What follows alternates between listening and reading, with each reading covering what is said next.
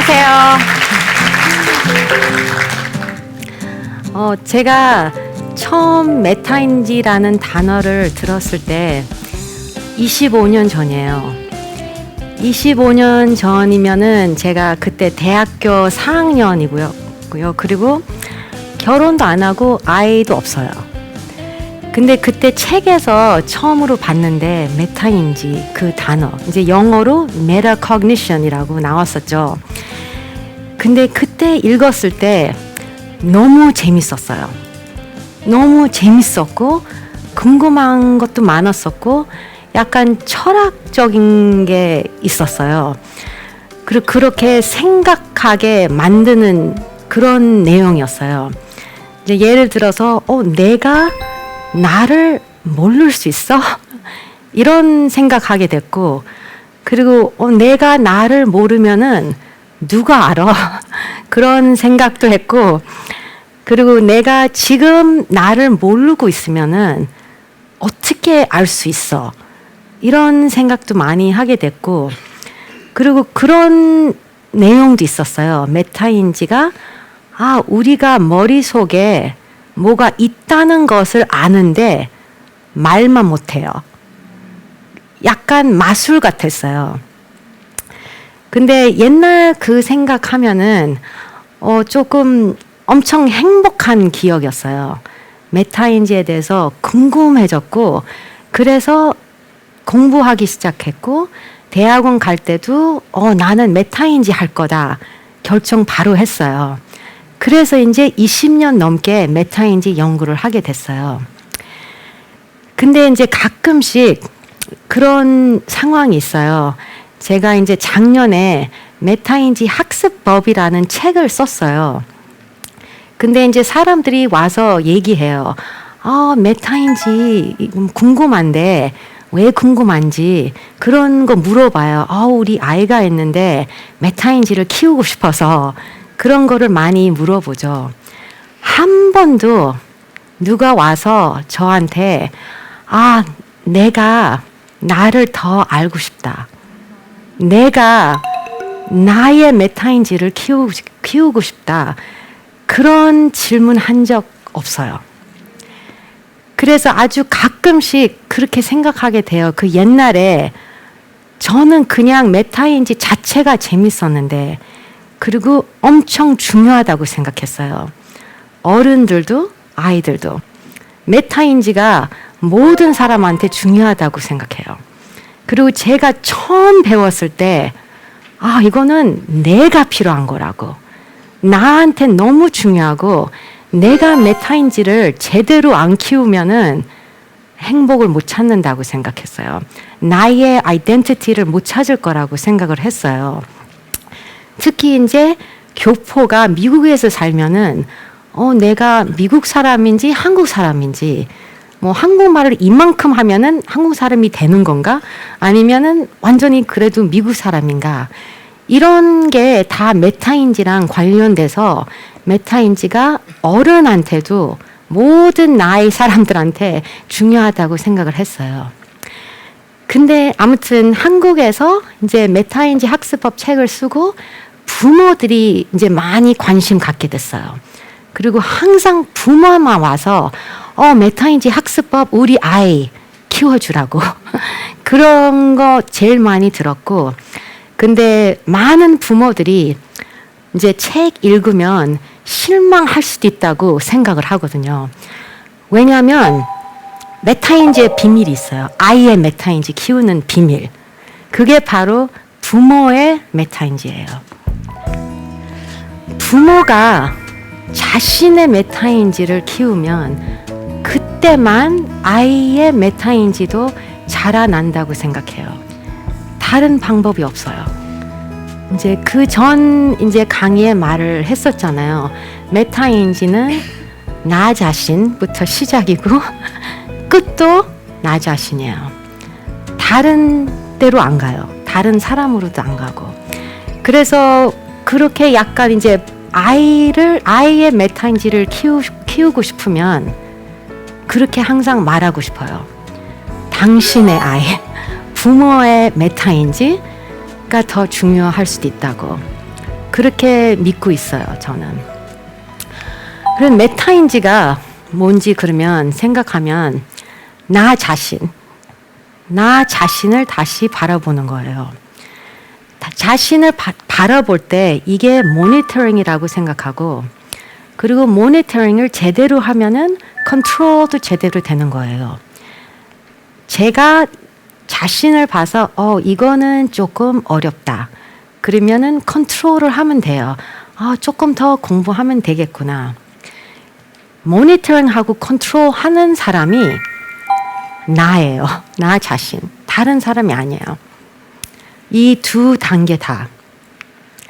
똑같이 우리 아이들도 메타인지가 더 좋아졌으면 생각하면은 다른 방법이 없고 아이들이 모니터링하고 아이가 컨트롤을 해야 돼요. 제가 옆에서 막 뭐 하라고 모니터링 대신하고 컨트롤 대신 해주는 게 키우는 게 아니에요. 왜냐하면 내가 내 아이 자신을 몰라요. 아이보다는. 그래서 실망할 수 있다고 생각했어요. 근데 저도 부모인데 아무렇게나 도와주고 싶죠. 우리가 다 그런 마음 있잖아요. 그래서 할 수 없다고 그런 거는 아니고 우리의 메타인지를 키우는 게 그게 도움 된다고 생각해요. 할 수 있는 것 다 그거고 우리가 메타인지를 키우면서 보여주는 게 중요해요. 아이가 그거를 봐야 돼요. 근데 우리가 메타인지를 키우는 게 어떻게 보이는 거예요?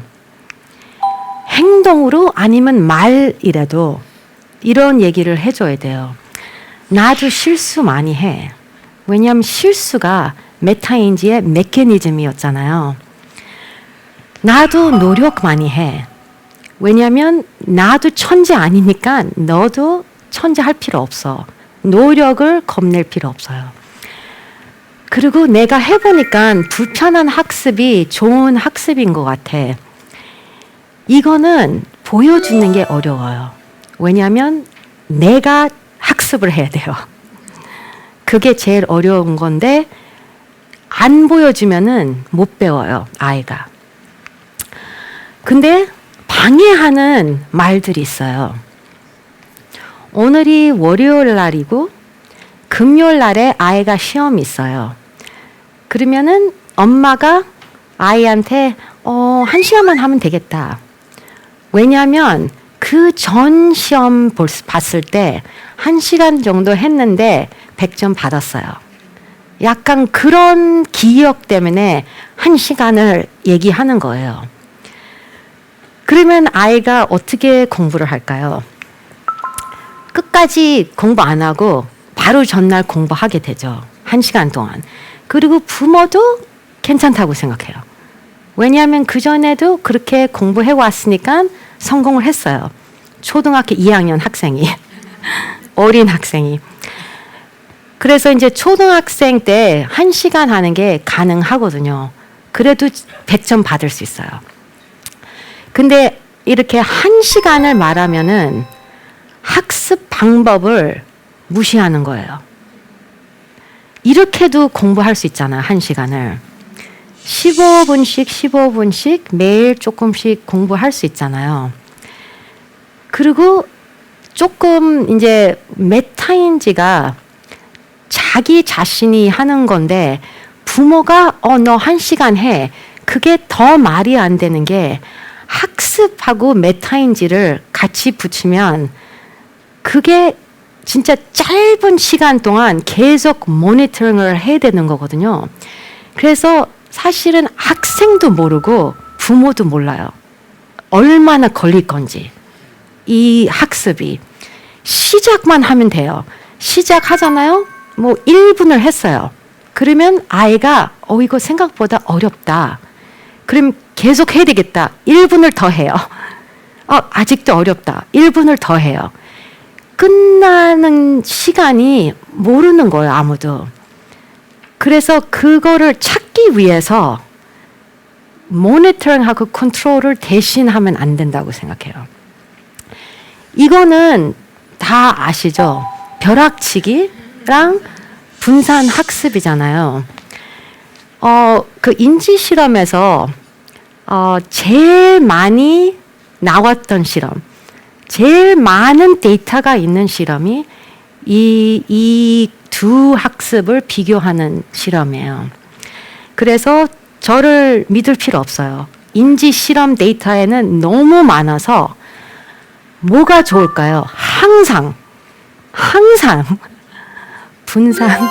학습이 좋아요. 시험 점수를 볼 때 항상 좋아요. 이거는 뭐 어떤 때는 이거 해도 뭐 성공한다 이거 아니에요. 성공해도 그냥 시험이에요. 시험 끝나고 바로 까먹어요. 절대로 이거 벼락치기가 좋다고 생각하면 안 돼요. 근데 이제 제가 이 학습 방법들 비교하는 거 엄청 관심이 많았어요. 왜냐하면 되게 좀 신기한 아이 같았어요, 제가. 메타인지를 엄청 믿었던 것 같아요, 어릴 때부터. 근데 제가 완전히 분산 학습하는 사람이에요. 어릴 때부터. 되게 신기하죠? 원래 안 그러는데. 그래서 그렇게도 생각해요. 다른 사람들보다도 제가 조금 기억을 한다고 생각해요. 왜냐하면 분산 학습을 해봤으니까. 근데 왜 그럴까요?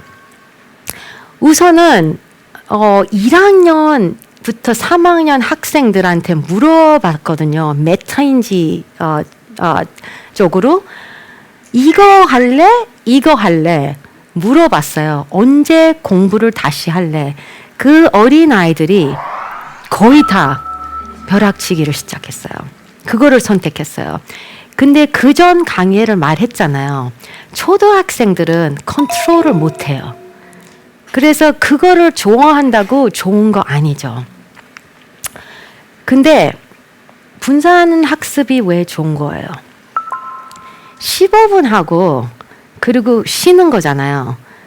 조금 시간 지나고 나서 다시 공부하는 거예요. 그때가 불편한 학습이 되는 거예요. 왜냐하면 그 다음날 시작하니까 나 그 전날 배운 거 다 까먹었어. 그래서 이런 학습하면은 메타인지가 시작하는 거예요. 이쪽은 벼락치기는 1시간 동안 쭉 했으니까 까먹는 기회가 아예 없었던 거예요. 그래서 그 편한 선생처럼, 편한 학습처럼 착각하게 되는 거예요. 이거 너무 쉽다. 나 다 안다. 그렇게 돼요. 근데 이제 재밌는 거는 그런 상상도 저도 이런 문제가 있어요. 가끔씩 이제 이렇게 15분씩 하잖아요, 아이가. 그럼 15분 하고 자기는 이제 뭐 놀고 싶어. 다른 거 하고 싶어. 그러면은 부모가 아니 더 해야 되는 거 아니야? 이거 너무 집중하면서 앉아 있어야지 이렇게 느리게 그렇게 얘기가 나오거든요. 우리가 몰라요. 우리가 얼마나 공부해야 되는지 모르고 사실은 아이도 몰라요. 아이가 짧게 처음에 해서 그 다음에 공부를 할 때 알게 될 거예요. 근데 15분 하다가 놀고 싶었는데 부모가 더 해.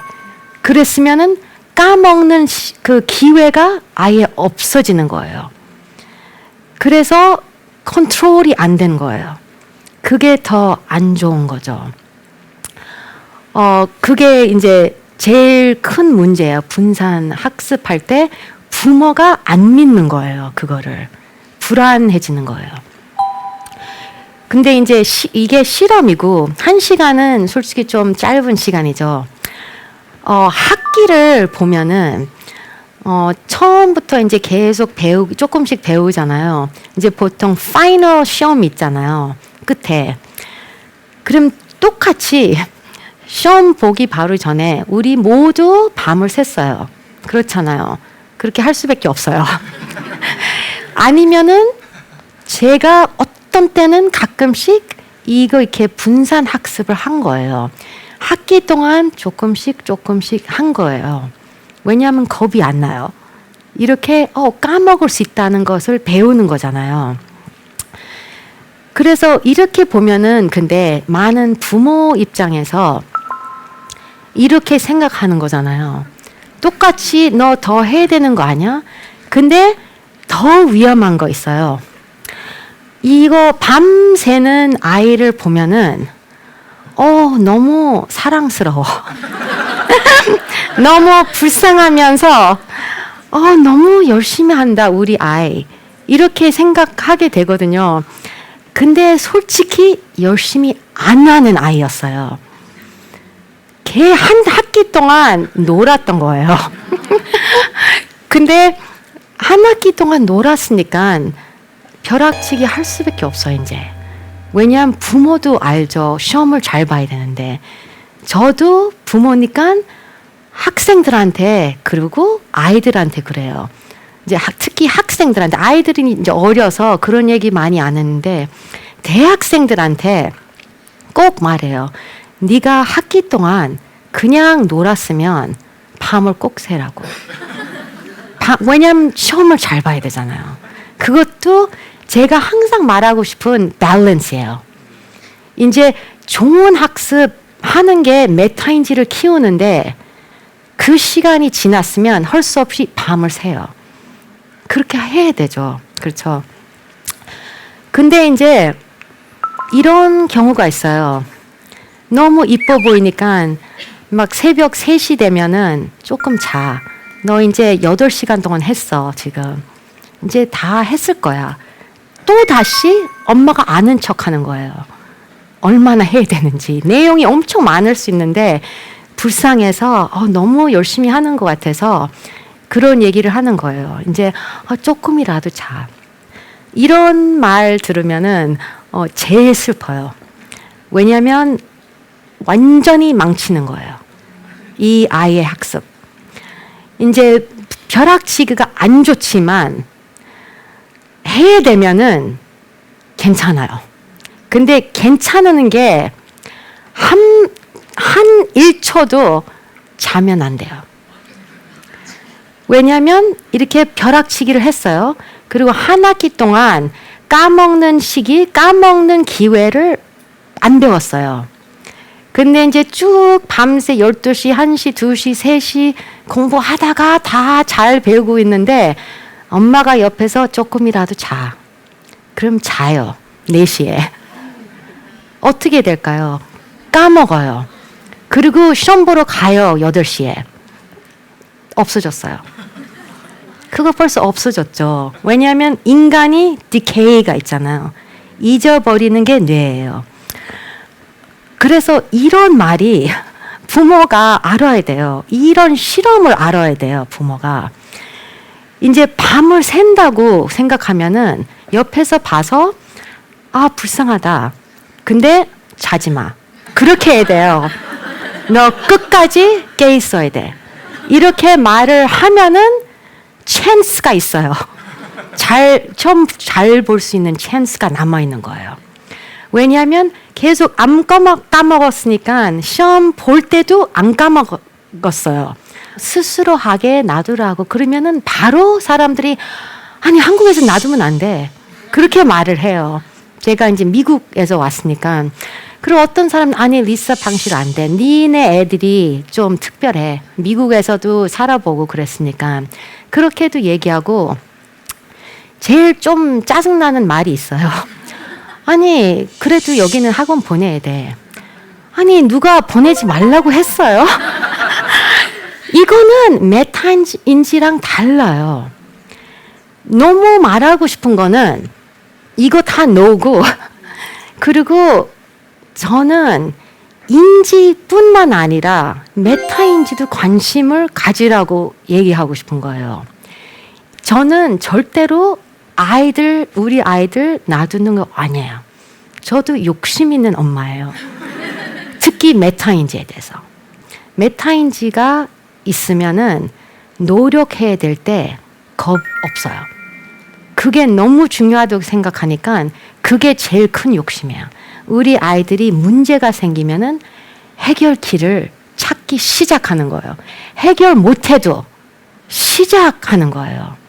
포기하는 것보다. 그게 제일 중요하고.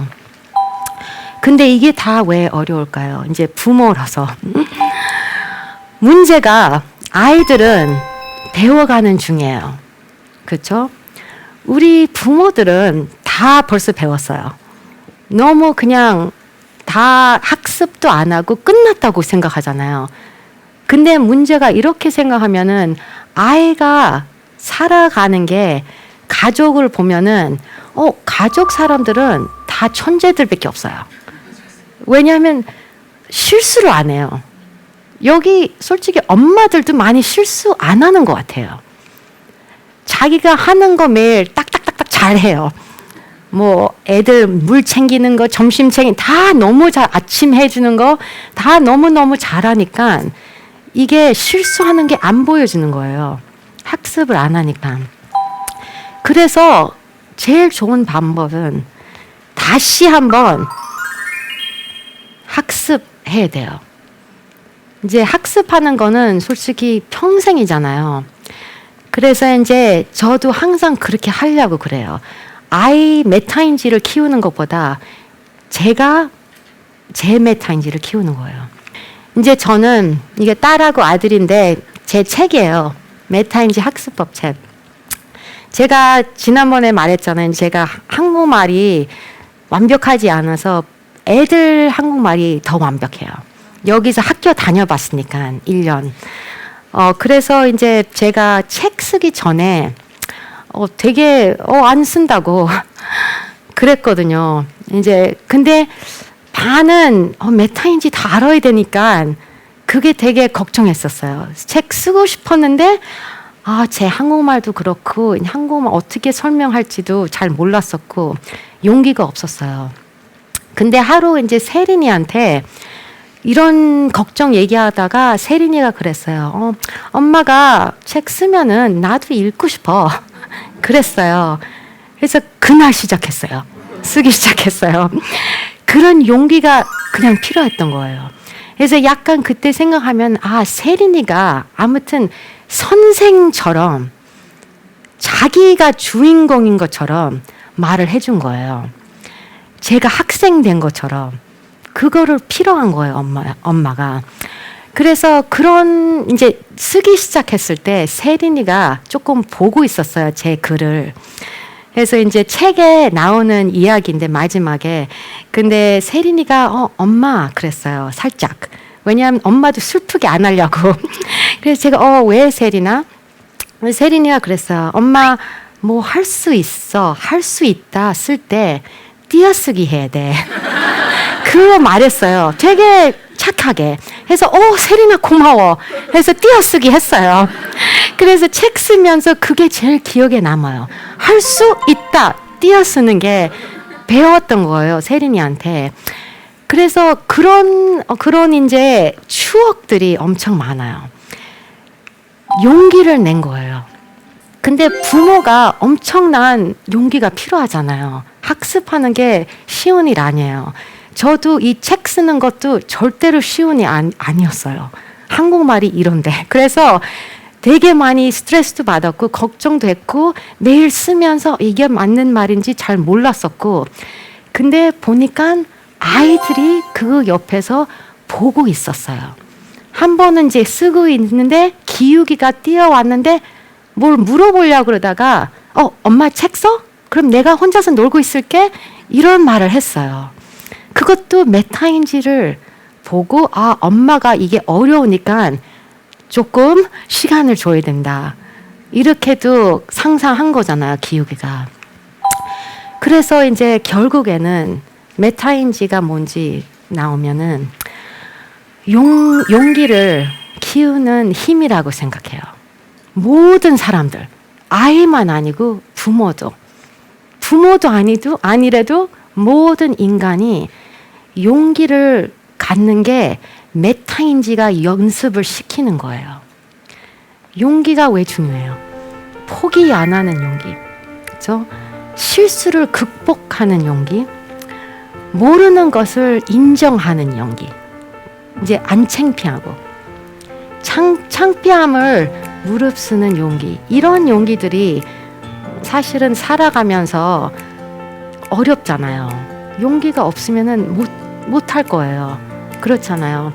근데 우리가 그거를 안 보여주면 아이도 못 배우잖아요. 그래서 이제 아이가 이제 메타인지 키우려고 많이 하잖아요. 저도 많이 생각했죠. 얘네들 메타인지 어떻게 키울 건지. 근데 답이 이거밖에 없는 것 같아요. 나의 메타인지만 신경 쓰는 거예요.